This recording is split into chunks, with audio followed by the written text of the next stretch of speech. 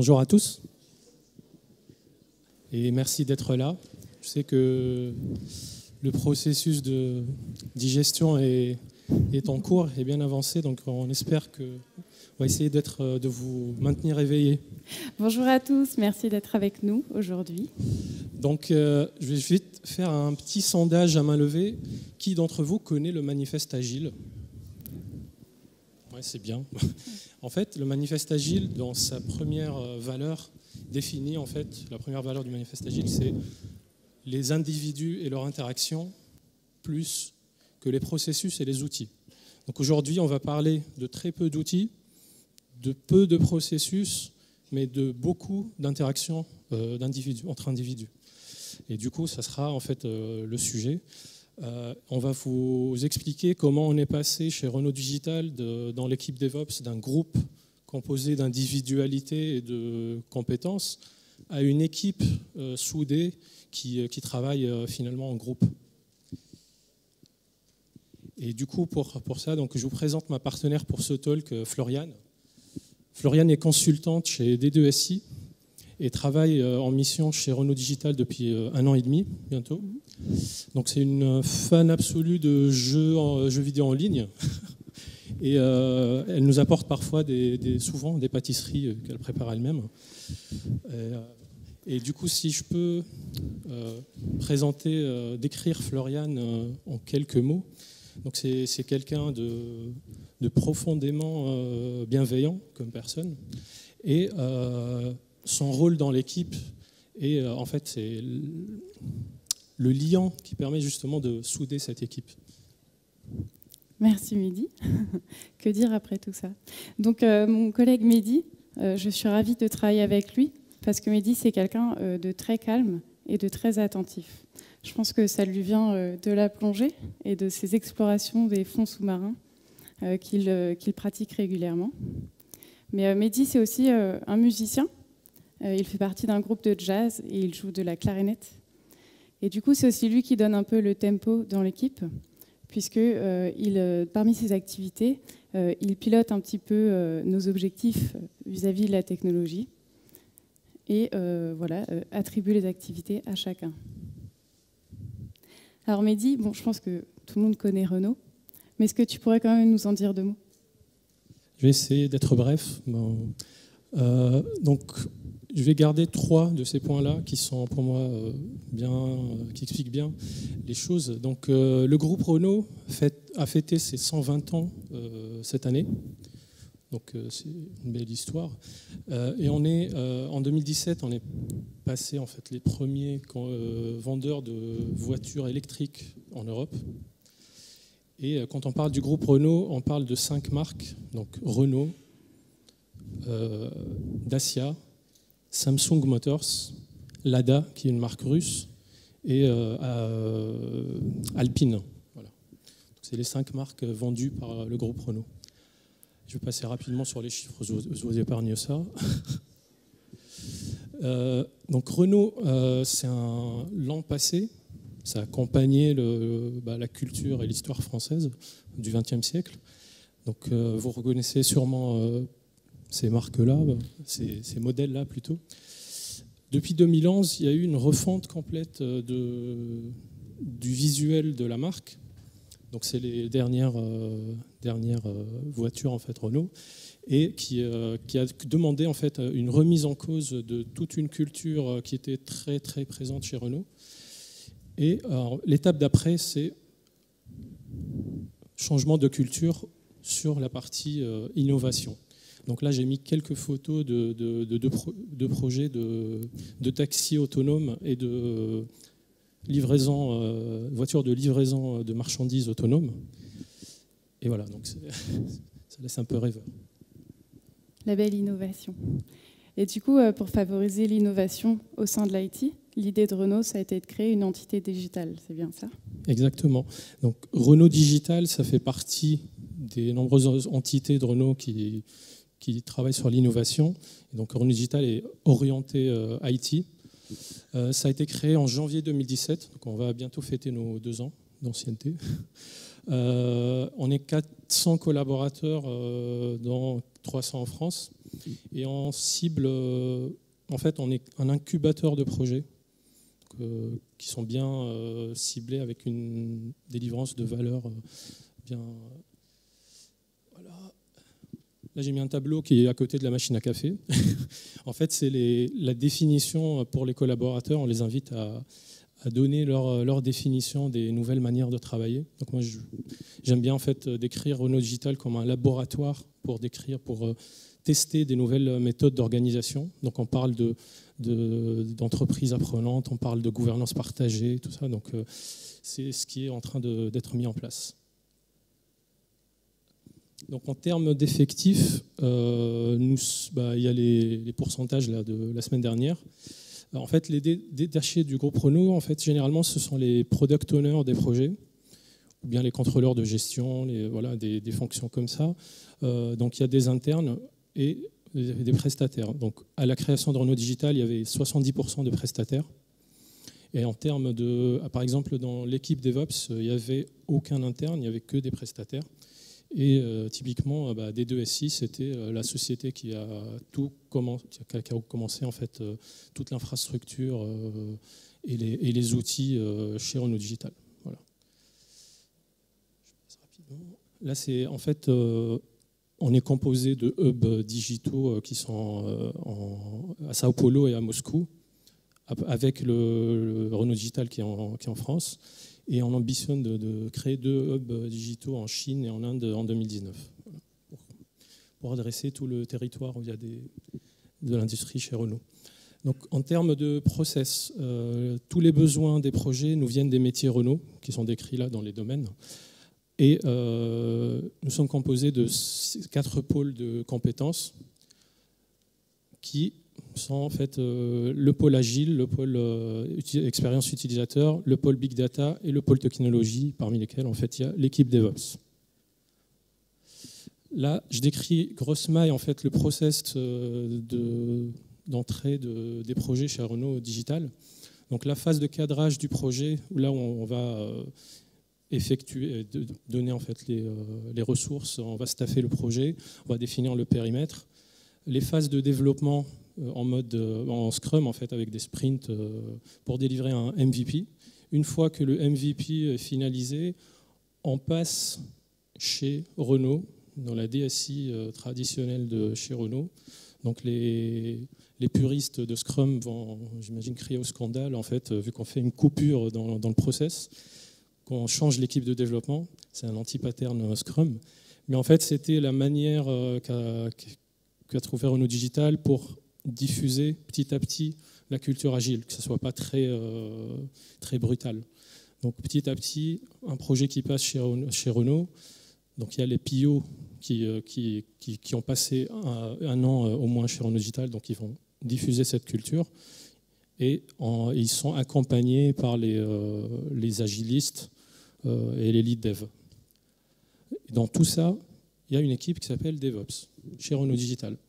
Donc cette équipe est chargée de monter les infrastructures et les outils de tous les environnements en fait, nécessaires aux développeurs. Et donc on essaie de démarrer juste à la fin de la phase de cadrage. Et c'est pas tout. Il y a une autre équipe qui s'appelle aussi l'équipe DevOps qui est dans la DSI de Renault. Et c'est elle qui crée les environnements de production. Donc les équipes qui gèrent les environnements de développement sur le cloud AWS ne sont pas les mêmes que les équipes qui gèrent la prod en intra sur OpenStack et Docker. Donc là, on remarque bien qu'il y a un problème au niveau des best practices sur DevOps, et c'est là, on va en parler après. Et du coup, j'invite Floriane à vous donner son témoignage de ces 1 an et demi chez Renault Digital et comment elle a vécu la transformation. Merci Mehdi. Merci de nous avoir présenté Renault Digital. Mais maintenant, je vais en effet rentrer un peu plus sur le terrain et vous raconter ce que j'ai vécu lors de ma mission chez Renault Digital. Donc, cette mission, elle a commencé en juillet 2017 et j'ai intégré une équipe qui était l'équipe Ops à la base. Et cette équipe, en fait, elle a été construite comme Renault Digital autour du cloud AWS. Du coup, la technologie, finalement, l'appropriation technologique, elle a été plutôt rapide, plutôt facile. Et le vrai challenge, ce n'était pas du tout technique. Le vrai challenge pour Renault Digital, et ce qui a finalement été au cœur de ma mission, c'était plutôt de déclencher une transformation humaine et organisationnelle pour pouvoir bénéficier de tous les avantages induits par le cloud. Et finalement, que cette nouvelle plateforme soit aussi un espace de liberté et de test pour faciliter et accélérer l'innovation. Et en fait, quand on parle de transformation digitale, si on s'amuse à faire la liste des concepts qui font le succès d'une transformation, on va pouvoir trouver un certain nombre d'éléments comme ceci. Donc si vous regardez dans cette liste, il y a beaucoup d'éléments techniques, certes, mais aussi beaucoup d'éléments humains. Et finalement, la technique, ça s'apprend, ça s'acquiert, ça va vite, le savoir-faire, ça s'apprend.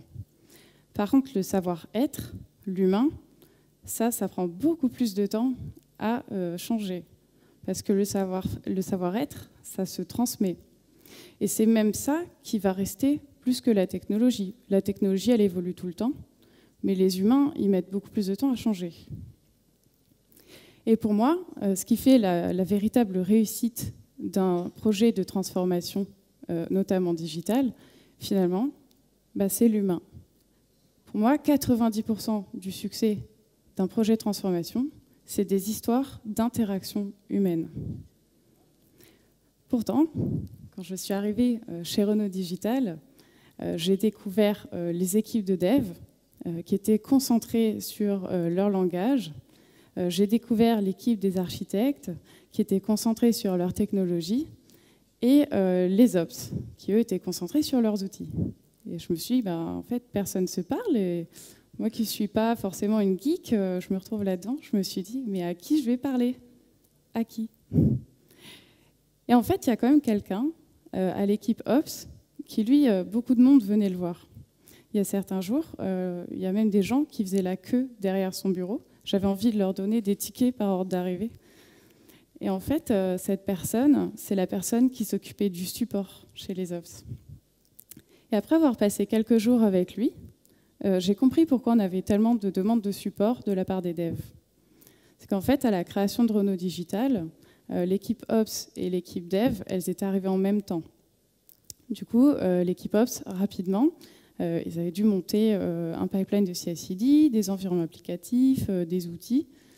Et finalement, la livraison de tout ça s'est faite au fil de l'eau vers les équipes de Dev. Et les équipes de Dev, elles ne connaissaient pas nos process, elles ne connaissaient pas nos outils, elles ne connaissaient pas leur pipeline. Et les demandes de support, elles étaient finalement assez basiques. C'était des questions comme est-ce que vous pouvez m'envoyer mes logs applicatifs? Alors qu'en fait, ils avaient tous accès à leurs logs sur Kibana, mais ils ne savaient juste pas s'en servir ou ils ne connaissaient même pas l'outil. Donc une de mes premières activités finalement au sein de cette équipe Ops, ça a été d'aller voir les équipes de dev et de leur faire une présentation à tous de ce qu'on fournit. Donc ce qu'on fournit, c'est les environnements applicatifs, le pipeline, les outils qui y sont associés, et aussi idéalement leur donner quelques bonnes pratiques telles que faire du test et déployer le plus rapidement et souvent en prod. Et finalement, ça a été un véritable onboarding des équipes de dev par les équipes Ops.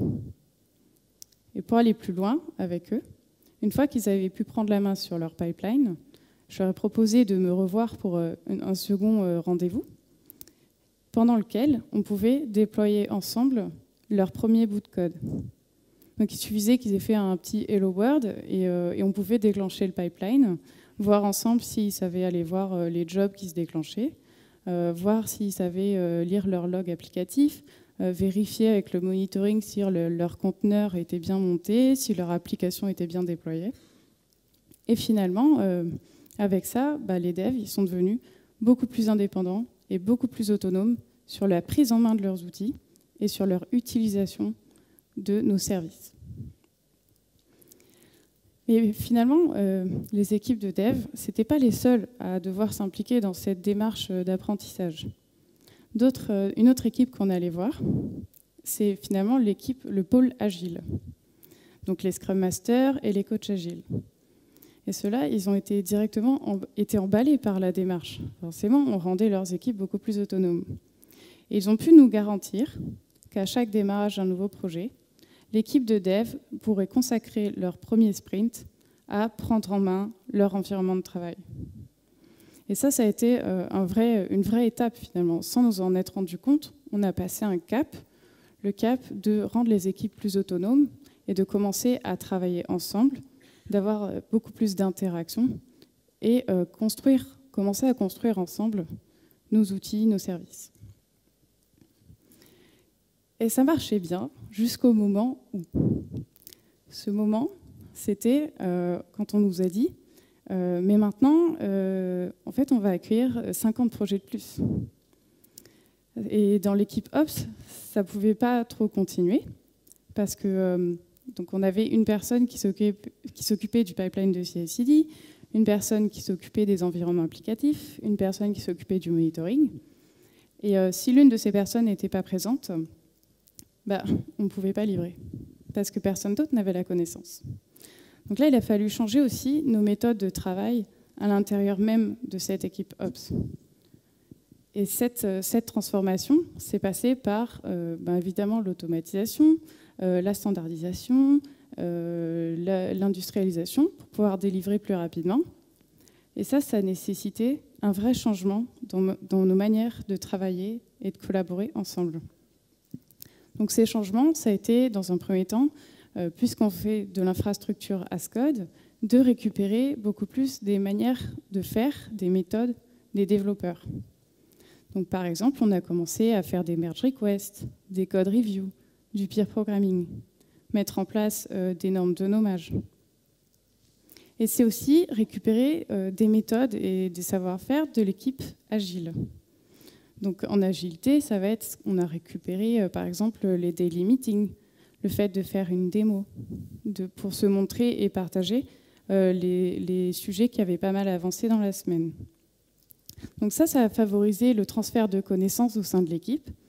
Ça a aidé les collaborateurs à beaucoup plus travailler ensemble. Et surtout, ça a assuré le fait que chacun dans l'équipe puisse fournir aux équipes de dev exactement le même service. Donc ça a accéléré le delivery, ça nous a incité à beaucoup plus collaborer. Et finalement, ce qui en est ressorti, c'est qu'on a pu tous fournir le même travail pour les équipes de dev. Par contre, ce travail-là, ça ne s'est pas fait facilement. On a rencontré quelques difficultés, notamment des ops qui disaient oui, mais moi, les daily meetings, ça ne sert à rien, ça me fait perdre du temps.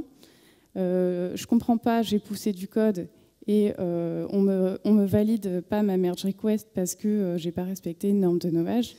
En fait, ce n'est pas naturel pour des ops de prendre les manières de faire des devs. Donc, il a fallu un peu changer de posture. On est passé d'une démarche vraiment, on fournit un outil à on fournit un service. Et finalement, ça est revenu à dire aussi, il faut que chacun puisse fournir du support sur les services qu'on en fournit. Parce que la personne qui jusqu'à maintenant s'occupait du support tout seul, comme on a scalé, il fallait scaler cette partie-là aussi. Donc là, on a décidé de tester un peu. On a testé une nouvelle méthode de travail, une nouvelle manière de faire pour gérer le support. Cette manière de faire, ça a été de mettre en place un rôle d'assurer le support qui serait tournant. Donc que chacun dans l'équipe puisse assurer pendant 2 semaines le rôle de support en binôme. Et ça non plus, ça n'a pas été naturel. Parce que pour des ops, faire du support, ça, on ne voit pas du rêve. Souvent, les DevOps, enfin les ops qui font du DevOps, ils disent chouette, on va mettre plein d'outils en place. On va mettre du Jenkins, on va mettre du pipeline de CI/CD, on va mettre plein d'outils à la mode. Et en fait, quand il faut assurer le support et faire du dev sur ces outils-là, il n'y a plus personne. Sauf que le support, c'est méga important. C'est méga important pour une équipe Ops. C'est un peu la base du métier, quoi. Donc là, pareil, ça n'a pas été facile. Mais dans le support, ce qu'on a inclus aussi, c'est surtout la notion d'accompagnement. On ne fait pas du support que sur nos outils. On ne fait pas juste donner une information au projet. L'idée du support, c'était vraiment d'entrer dans une démarche d'accompagnement des équipes. Donc, c'est leur transmettre des bonnes pratiques DevOps, les aider à monter en compétences et les rendre autonomes pour que justement, on ait moins besoin de faire du support par la suite. C'est aussi faire de l'amélioration continue sur nos propres outils, puisqu'on s'était mis à utiliser les mêmes outils que les devs, vu qu'on faisait du dev de code. Et finalement, donc ce rôle de support, il a beaucoup évolué. Et aujourd'hui, c'est devenu un vrai rôle de coaching et d'accompagnement des équipes de dev. Et finalement, ce qui est ressorti de tout ça, c'est l'esprit de collaboration. Donc, en aidant les devs et les ops à beaucoup plus collaborer, en incluant aussi les architectes, le pôle agile, en fait, on a créé un véritable collectif. Et le but d'un collectif, c'est pas de rassembler des gens qui sont pareils, qui se ressemblent. C'est pas non plus rassembler des gens qui ont les mêmes objectifs, mais c'est d'aider les gens à travailler ensemble. Alors, assurez-vous, quand vous essayez de faire travailler des gens ensemble, de faire tout ce qu'il faut pour créer un collectif. Et ce collectif, finalement, qu'on a atteint en juillet de cette année, il était prêt pour passer à une étape supplémentaire, une nouvelle étape, avec Renaud notamment. Et ça, je vais laisser Mehdi vous en parler. Du coup, je reprends en fait le process que j'ai mis tout à l'heure. J'ai vu des grimaces quand je l'ai montré. Donc moi, quand je suis arrivé chez Renault Digital il y a 7 mois, donc je n'ai pas vécu toute la transformation que Florian a décrite. Moi, c'était l'étape d'après. C'était parce qu'en fait, ce modèle-là a été finalement imposé par la DSI chez Renault, vu que c'est eux qui géraient la prod. Du coup, l'étape d'après, c'était de fusionner l'équipe entre Renault et Renault Digital. Donc, on adresse des projets de la phase de dev jusqu'à la prod et du run après. Et on essaye de se mettre bien en amont en fait, de la phase de cadrage pour staffer des profils plutôt orientés typiquement sur des projets classiques web. On va staffer des gens qui sont ops à la base, des sysadmins dans les équipes projets pour que ça soit plus fluide et qu'ils soient plus autonomes. Et dans les équipes, par exemple, des projets qui sont en full big data, où il n'y a que des data scientists et des data engineers, en fait, on va staffer quelqu'un de l'équipe DevOps qui a un profil plutôt dev, qui va les aider à monter en compétence sur les bonnes pratiques de développement. Et du coup, en fait, ça a créé ce qu'on va appeler un chapter DevOps, le mot utilisé par Spotify, qui va nous aider justement à avoir une visibilité sur tous les projets chez Renault Digital. Là, j'ai mis un florilège des outils et des technos qu'on utilise. Donc, on a commencé à la base à faire de l'AWS, du Docker sur AWS. Petit à petit, on est passé à faire aussi du Kubernetes sur Google Cloud. Après, il y a plusieurs briques que je sais que il y a plein de gens qui connaissent Terraform, Ansible et tout ça. Je passe rapidos. Là, en fait, c'est tout le processus que Florian a décrit et que j'ai écrit après. En fait, j'ai titré ça « L'adoption de DevOps, c'est une succession de petits pas ».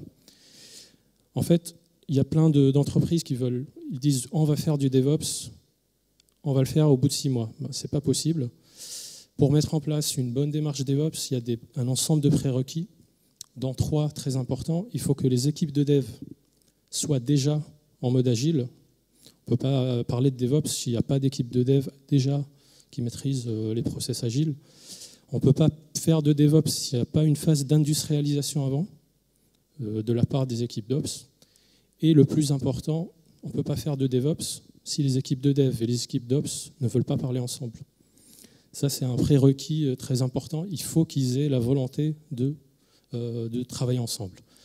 Donc, pour décrire rapidement, depuis la création de Renault Digital, donc il n'y avait pas de DevOps. Au bout de 6 mois, donc, tous les process d'industrialisation qui ont été initiés. En 2018, début de 2018, il y avait tout un chantier de convergence des outils entre l'équipe DevOps Renault Digital et l'équipe DevOps Renault.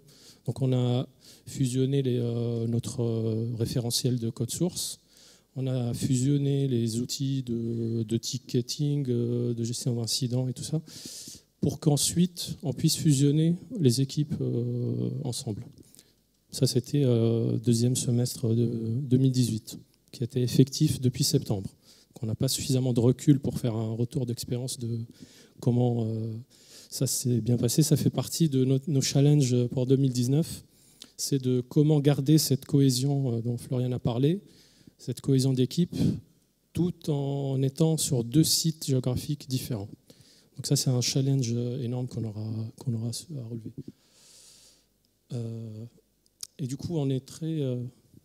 demandeurs de feedback, on vous demande de bien répondre à ce petit questionnaire. Il y a 3 questions. Ça nous permet justement de voir et de puisse nous améliorer. Voilà. On vous remercie. Merci beaucoup. Merci.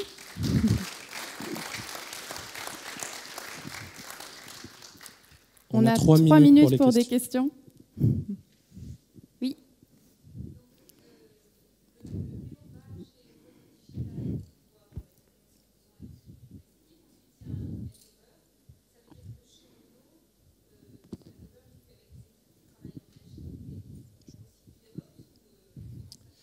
Oui, en fait, les PO viennent du métier de Renault.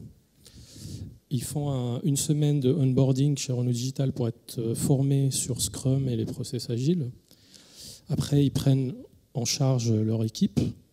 Donc, les phases de MVP durent entre 6 et 9 mois. Donc, en tout, il aura passé 1 an chez Renault Digital.